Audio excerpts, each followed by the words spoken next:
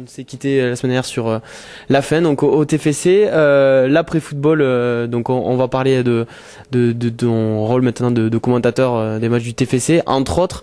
Déjà une première question, au niveau des diplômes d'entraîneur, tout ça, tu as passé des diplômes, c'est une envie que tu as un jour de coacher, voilà, comment tu te positionnes par rapport à ce rôle-là? Ce rôle-là est venu petit à petit puisque à la fin de ma carrière, il y avait une chose que je voulais pas faire de suite, c'était entraîner. Pourquoi je sais pas. Je voulais pas revivre la pression des matchs, même un niveau de formation. Je voulais me détacher du football entre guillemets, même si je travaillais dedans, forcément on était au TFC, mais je voulais pas revivre la pression. Je voulais me détacher de ça qui est l'essence même du footballeur avec laquelle on vit. Donc, malgré cela, j'ai commencé à passer des diplômes pour voir ce que c'était, pour un petit peu aussi connaître l'envers du décor.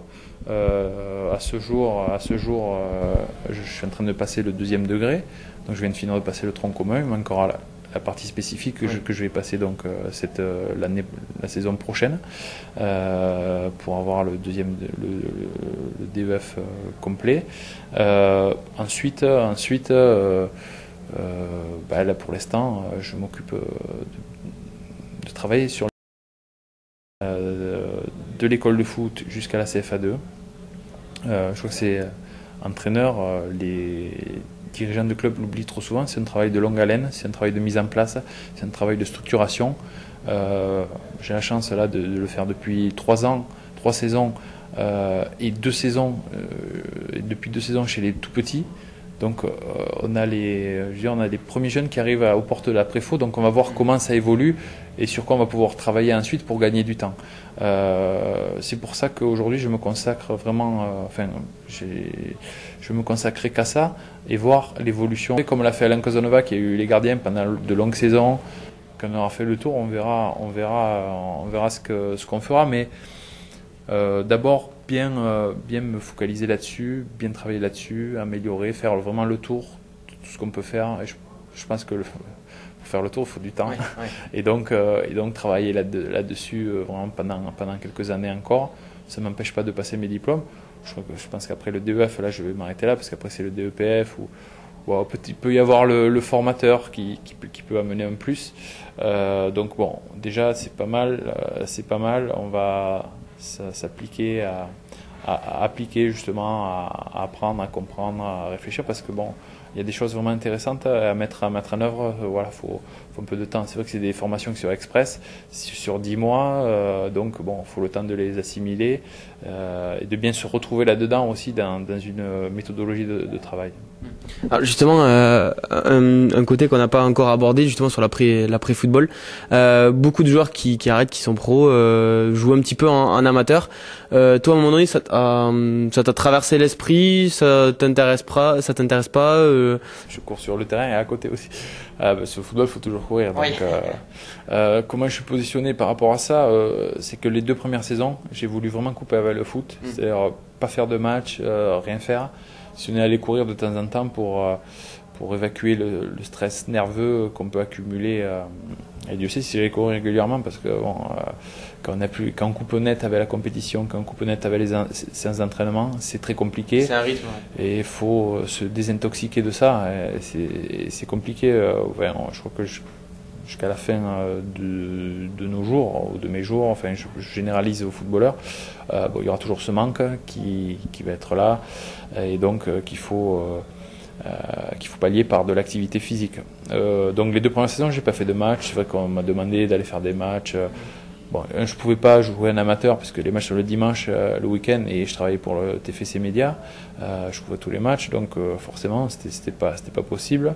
Il y avait que le foot loisir ou le corps jour avec la roseraie en foot entreprise.